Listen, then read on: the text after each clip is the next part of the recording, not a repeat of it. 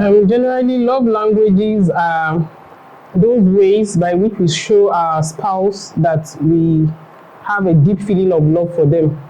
And in the very epic book written by Gary Chapman, The Five Love Languages, he outlined 5 ways of that. Of course, there are various ways in which we show affection to the people, our significant other people in our lives. Apart from your spouses, it may even be your children or other people. So he outlined them to be 1, words of affirmation; 2, receiving gifts; 3, acts of service; 4, quality time; and then physical touch, which is intimacy. And there are different love languages for different people.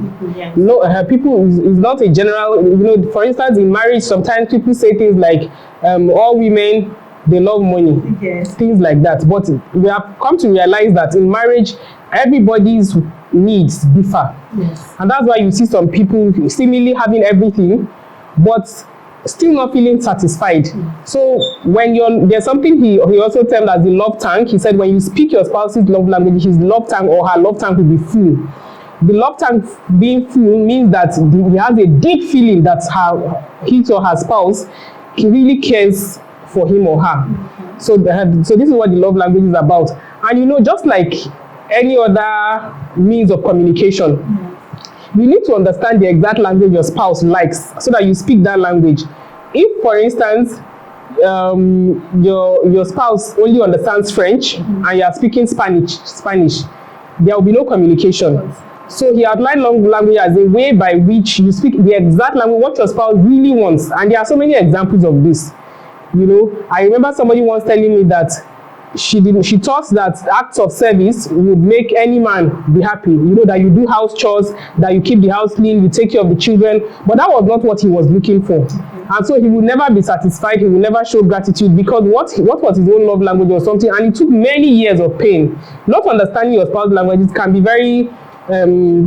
very disastrous because we may spend years in a relationship and both partners are not feeling fulfilled only because they do not understand each other's love language. And this is why it is very central. It is very important.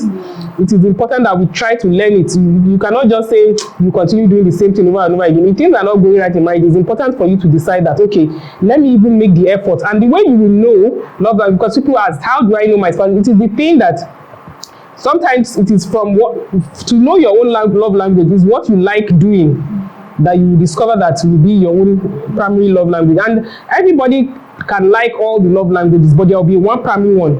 I can categorically say, for instance, that for me it is words of affirmation. Okay. And I reciprocate that to other people too. I'm somebody that I like to commend people when they've done well. I praise people. I like to tell my children if I'm happy with them, things like that. So my primary love language is words of affirmation. So when somebody puts me down, I can feel it more than other things. So that's what the love language generally is about. Those are the 5 love languages.